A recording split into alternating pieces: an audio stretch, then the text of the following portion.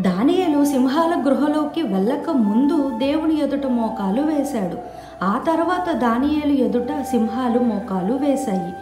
మీరు కూడా ప్రతి దానికి దేవుని ఎదుట మోకాలు వేయగలిగితే ప్రతి పరిస్థితి కూడా నీ ముందు మోకాలు వేస్తాయి అనే విషయాన్ని గ్రహించండి. కొన్నిసార్లు దేవుని దగ్గర ఎంత ప్రార్థించినా, ఎన్ని సంవత్సరాలుగా ఆయన పాదాల చెంత ఉండి కనిపెట్టినా, కొన్నిటికి మనకి దేవుని దగ్గర నుండి జవాబు రానట్లుగా, దేవుడు మన విషయమై ఆలస్యం చేస్తున్నట్లుగా మనకి కనిపిస్తుంది.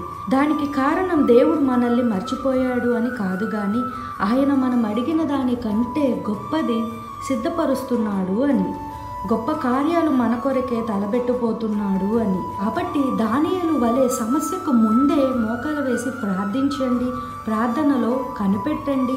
ఆలస్యమైనా సరే దేవుణ్ణి నమ్మండి, విశ్వసించండి, నమ్మి దేవుణ్ణి స్తుతించండి. తప్పకుండా దేవుడు అద్భుత కార్యాన్ని చేస్తారు అనే విషయాన్ని గ్రహించండి. Amen. God bless you all.